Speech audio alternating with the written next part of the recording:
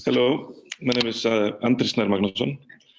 I'm talking to you here from Iceland, and it's an honor to speak to the world and all you participants. I will now do an amazing thing. I will share screen and see if that will work from my computer.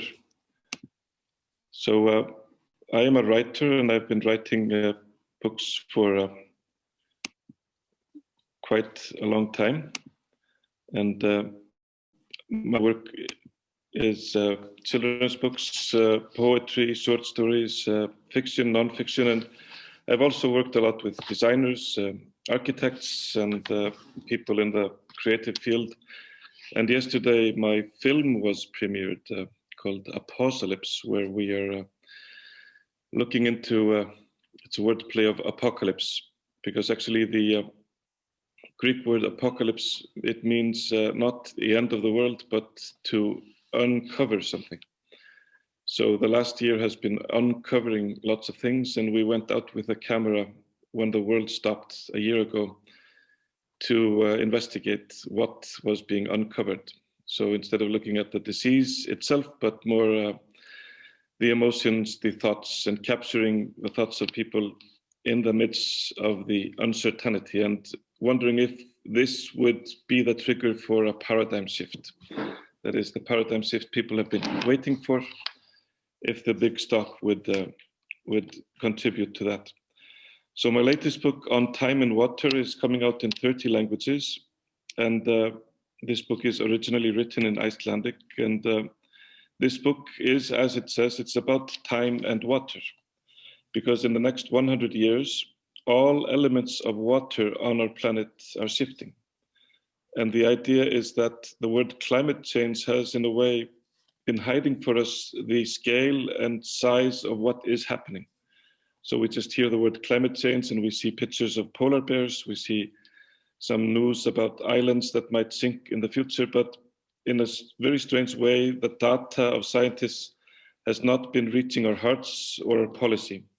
And it's not been really fundamentally changing the world like we would see, like the other changes that we have witnessed, like democracy, women's rights, freedom of slaves or something, or Copernicus. We haven't really seen the paradigm shift. We are still using all the models of the 20th century full force still today. So the idea is that the issue is in a way larger than language. I can't say it's enormous to the 12th degree because we're talking about the glaciers are melting in the next 100 years. At the same time, the sea level is rising. And at the same time, the pH of the world oceans is changing more in 100 years than it did in the previous 50 million years. And there again, we're kind of confronted with this dilemma. 0.3 in pH is so small. 0.3 is always small for us. We don't really know what pH is. Some of us maybe, there might be scientists, really sense that 0.3 of pH is serious. But how could I tell you that 0.3 change of the world oceans is the most serious thing that you will hear in your life? And I'm not exaggerating. That is, so if I would scream this to you, you would think I'm crazy and you would go off the Zoom. And then 50 million years is also just beyond. So 50 million, I could say 50 gazillion or 50 smazillion. It wouldn't matter to you. So 50 million years, what is that? And how can you understand that one single human being is experiencing a greater change in the world oceans than not all the ancestors of man, because man is about 5 million years old, but 10 times the whole evolution of man. And that's just totally out of all proportions. So the idea is that the issue is like a black hole. You can't really look straight into the black hole because it sucks in all light. And in the same way, you just can't look at a graph about ocean acidification or change of glaciers. The scale is so big that all meaning collapses. So the idea is that to understand the issue, you have to go past it. To understand the future, you might have to understand the past. So my first encounter with the past was when I was working in the Manuscript Institute here in Iceland, and I was sitting over an exhibition displaying the oldest manuscripts in Iceland, and one of them is the Codex Regius, and it's the original copy of Nordic mythology. So these are the Edda poetry, and I was starstruck that I could actually still read this text. So here, I'm not sure if you can see my mouse. Here in the middle, you see a big D, so it's Deyr fjö, deyja frændur, deyr sjálfrið sama, en orðstýr deyr aldrei hveim sér góðan getur. Or this means your livestock dies, your family dies, and you will die, but a good reputation will never die. So I was thinking that I could actually read something somebody was writing 700 years ago, and it was still having impact on me and still having impact on us 700 years later. Marvel Comics is still using this manuscript as a source.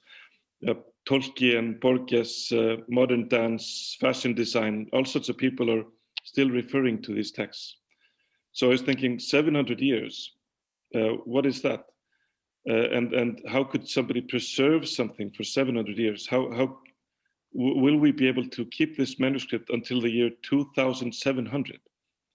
Will somebody understand still the language, like I still understand this language 700 years later?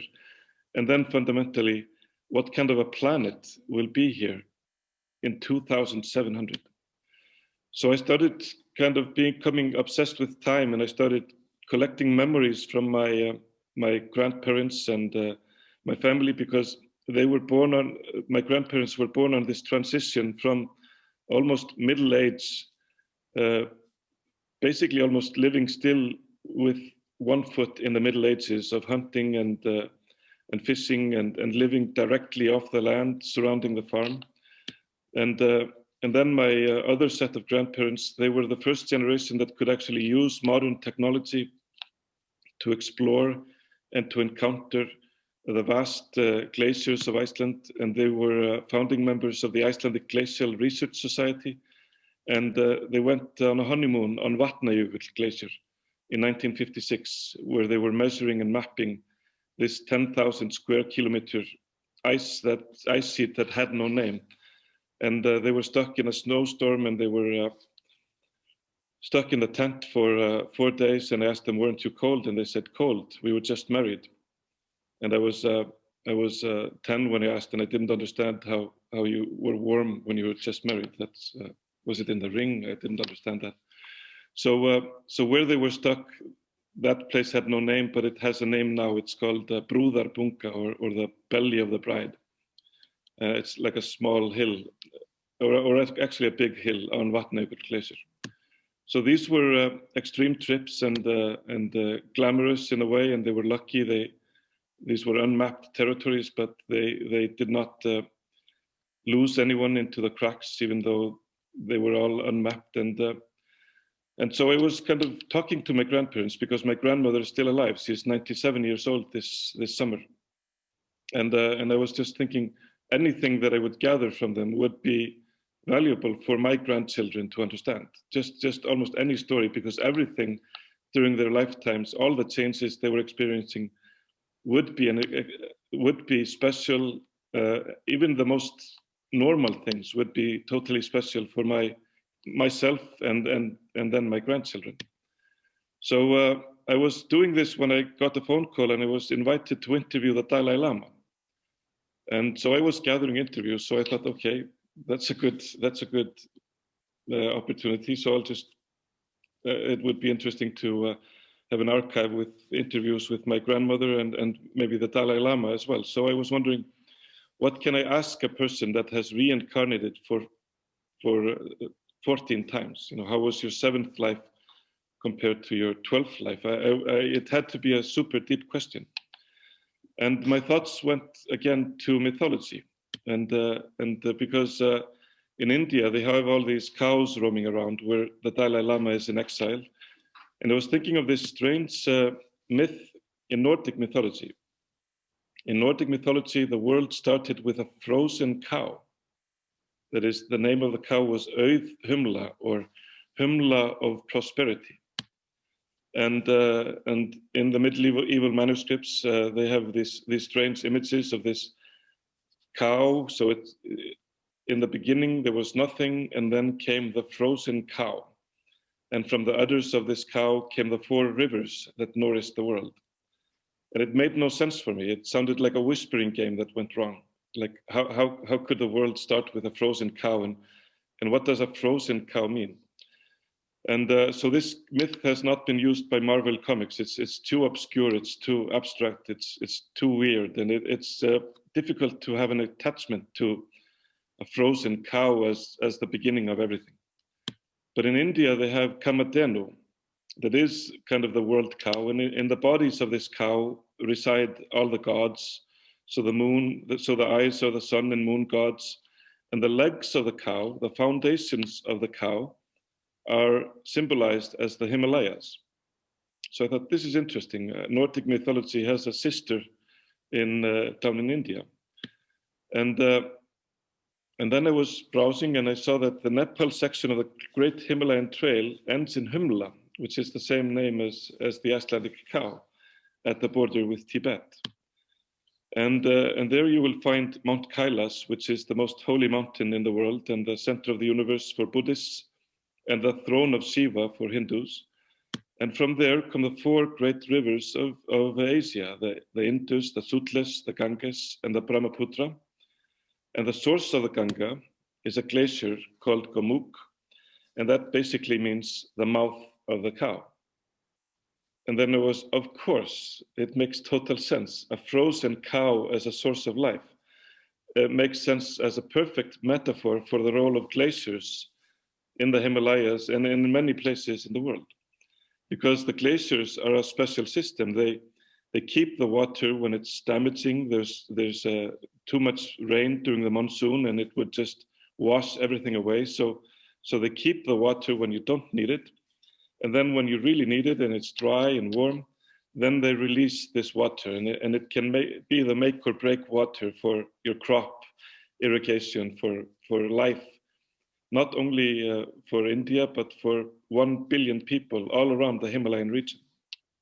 So in the interview, His Holiness the Dalai Lama was worried about the future of the glaciers and the lack of research that had been done, and was referring to Icelandic glacial science. So in a strange way, this interview bounced back to my grandparents, and because they've been mapping and measuring the glaciers for 70 years. So we know in Iceland how glaciers rise to different temperatures.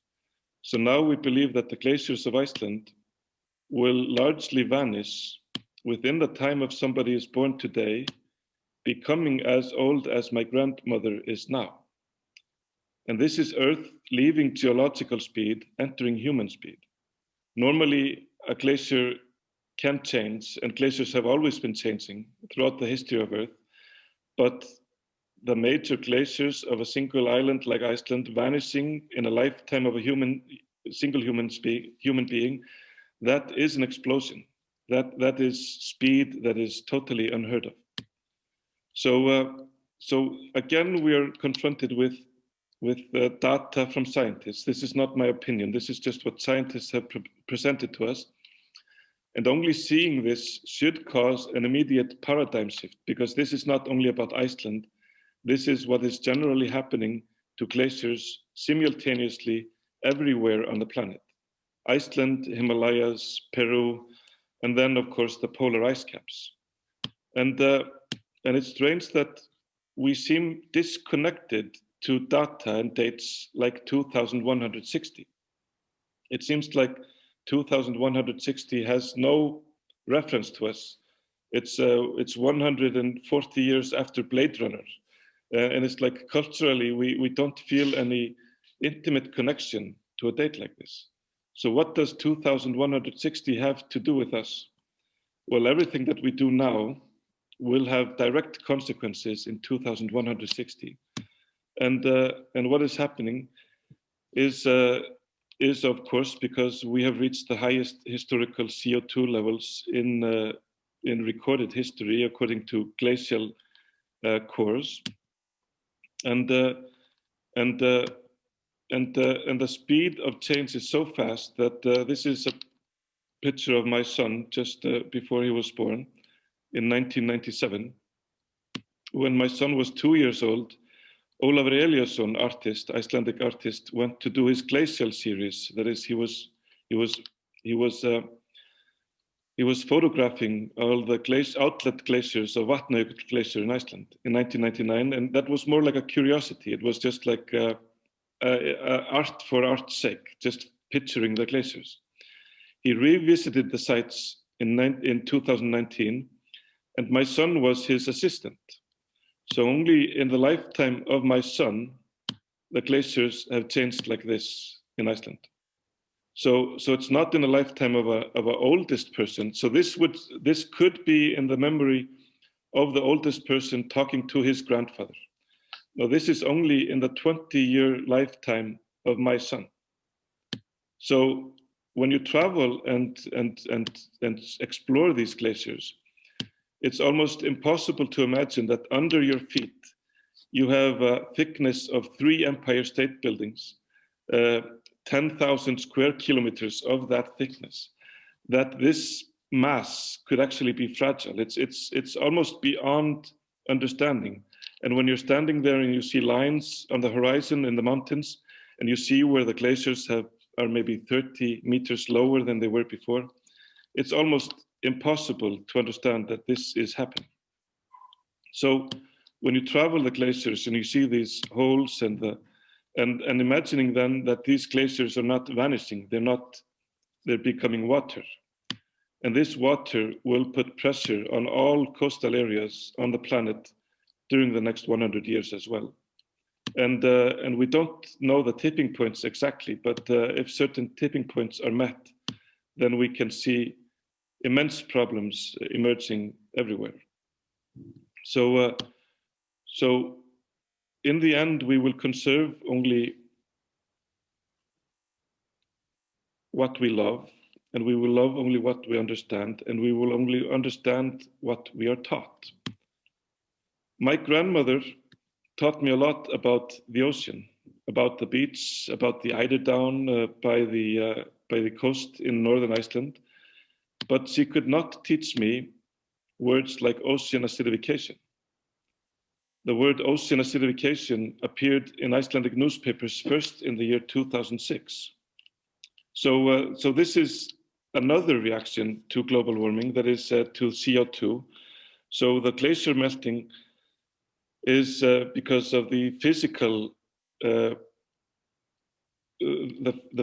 fact of CO2 capturing heat, but ocean acidification is about the chemical reaction of CO2 with the oceans. And the word ocean acidification was first mentioned in Iceland in 2006. It was once mentioned in 2007. It was never mentioned in 2008. And it was twice mentioned in 2009.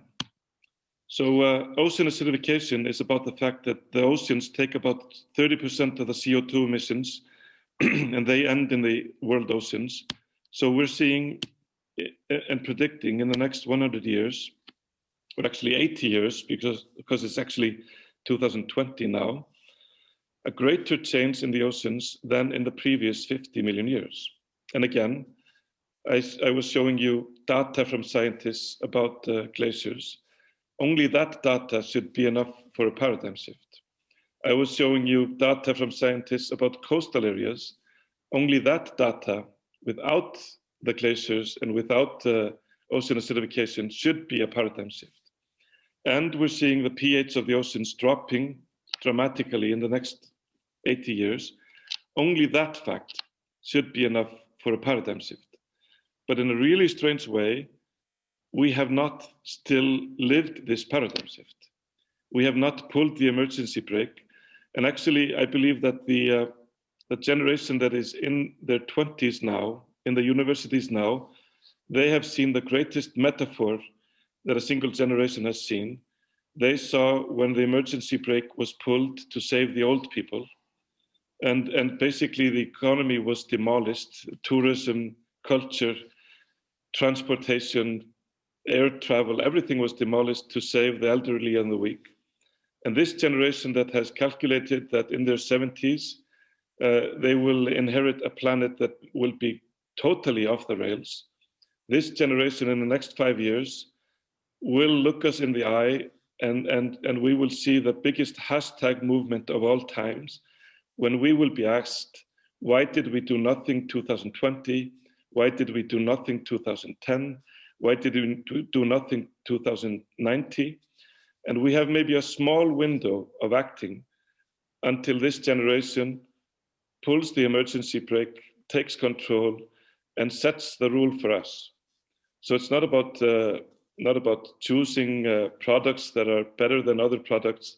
This generation will brutally remove things off the menu that are not aligning with their future. So a graph like this should cause an immediate paradigm shift. And it has not been happening. And we have been talking about physical things like plastic in the oceans. But plastic in the oceans is something that can be removed. It's just a symbol of how kind of brutally we are treating the planet. But processes like ocean acidification are more like Copernicus. That is, Copernicus had to tell us that the sun was going around that the Earth was going around the sun. We could not feel that on our own bodies. We can feel plastic in the oceans, and that's why we can react to that. But with terms like ocean acidification, that is a word that has almost no meaning culturally for us, but is as big as the word Holocaust was in the year 1930 versus the word Holocaust in 1960. So why is this happening? That's because 100 million barrels of oil are burning every single day. So, and we don't understand the fire that we have created. In Iceland, if we translate 100 million barrels of oil to water, for example, if this was a river, if 100 million barrels of oil were a river, it will be equal to Jökulsárfjöllin, the mightiest river in North Iceland. And if you stand by Dettifoss and you imagine this was oil, 100 million barrels of oil a day falling off the cliff, you would have to be super optimistic to think that this would not drastically change the planet. In 2010, we had the Eyjafjallajökull eruption. And this eruption had emissions of 150,000 tons of CO2 per day. Humans emit about 100 million tons of CO2 per day. So if we translate our fire, the fires that we have created, the fires in our cars, the fires in our factories, the fires that we have designed away because we can't see the fires. The world is so well designed that we can go through a whole day without seeing a single flame, not understanding that we have kindled the greatest fires that Earth has seen. So an eruption is 150,000 tons per day of CO2. Humans are 100 million tons. So the human fires that fuel our industries, our lives, our well-being, our welfare systems, our everything that we are like 666 of these volcanoes every single day. And this volcano was erupting for 2 weeks, but our fires have been erupting for 50, 100 years. So if you ask a geologist, when was the last time 666 volcanoes were erupting for 100 years, he will point at very visible layers in sediments where basically all of Earth's systems went off the rails. That could be 50 million years ago. That could be when the dinosaurs were wiped out. This would be any mass extinction event that they can find in sedimentary layers.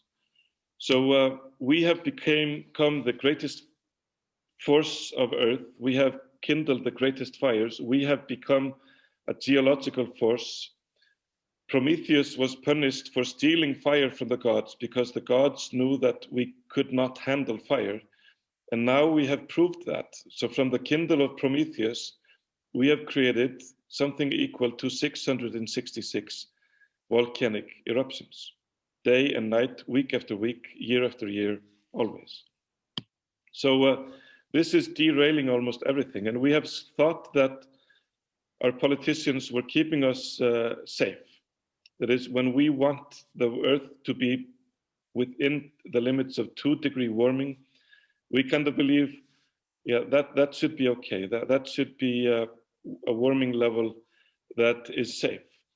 But actually, when they were talking about 2 degrees of warming, that meant that they were expecting all the coral reefs of the planet to vanish. So I don't think we were discussing it on those terms, that we wanted 2 degrees and that we would be okay with losing all the coral reefs of the planet. If we reach a really difficult limit of 1.5 degrees, then we will see the decline of the coral reefs about 70 to 90%. So the issue is super, super serious. And we have created this mountain of 35 gigatons a year of emissions. And in the next 30 years, we have to go to 0. And that means that a college or university student today, somebody in his 20s, all his working life is about this. And all the working life of our generation or my generation, that is every single year from now, is about this. And all the working life of somebody entering a university is about this. And this is the greatest paradigm shift, one of the greatest human paradigm shift human civilization has seen. That is, we just have to change the fundamentals of what we are, what created us, what makes us. And we have to reduce emissions to 0. And that means that a young person, it doesn't matter what he chooses. If he becomes a designer, he has to revolutionize design. If he goes into food or farming, he has to revolutionize farming. If he goes into transportation, if he goes into construction, it just does not matter what field this person chooses, he has to change almost everything. And it's not like a choice to do that. We don't have any other choice than doing it. So those that choose not to participate in this trend, in this huge change in the next 30 years, he will probably enter an industry that will be outdated before that person reaches his 40s. Because the generation that is born the year Greta Thunberg is born, that generation will take this much more seriously than our generation has been doing, or I'm talking for my generation. So what does 2160 mean?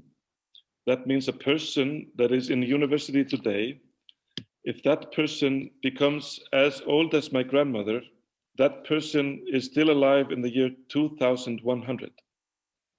That person might have a favorite 20-year-old in his or her life. That person will be born in the year 2080.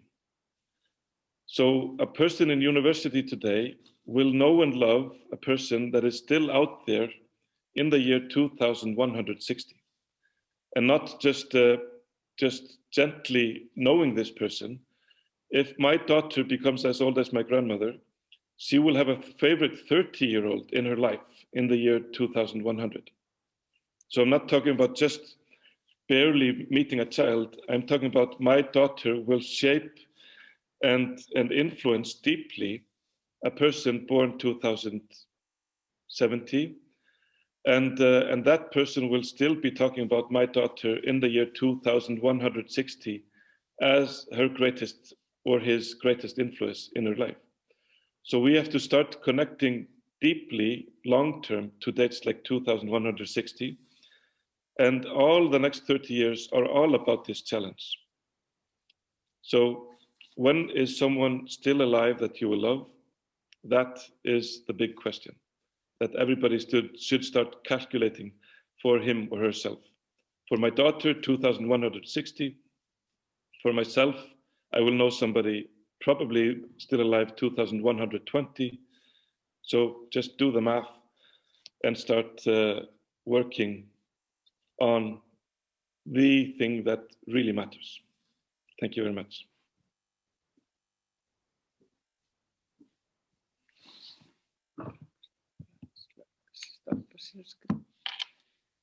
Ég tók ekki tíma. Thank you. Thank you, Andri Snær. This was really amazing and so inspiring. And really, you have this ability to put things into context, which I like. And yeah, yes. So, yeah, and speaking of science, the future, the humans, and connecting the dots. Yes, this was and I agree with you so much that it's about the revolutionary thinking, you know, and that's for the future generations to think the way they are going to do things. Lee, do you want to participate in the conversation, or we just? I'm struck. You know, we read about this every day. We discuss it, you know, on a week-to-week schedule, but this puts it in such more precise figures and data and actions that I hope that those books, you know, will be read by many people so that we will be able to start somewhere. You know, the thing is, where do we start and how do we start and how do we get together? And somebody in the chat said, you know, education is the answer.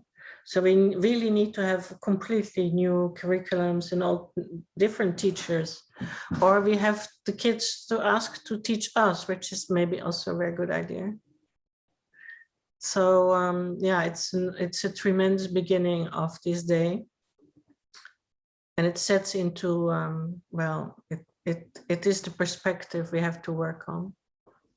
So hopefully as a forum, World Hope Forum, we can somehow make this issue also our issue. So Andy, if you have actions or needs, or you want to have the floor for a whole day or whatever you would like to initiate, please get in touch with us, because we could do a whole water day, or, you know, maybe there's lots of colleagues and other testimonies we could bring in, because I think the course needs more. You have to talk about this almost on a regular basis, I think. Thank you so much.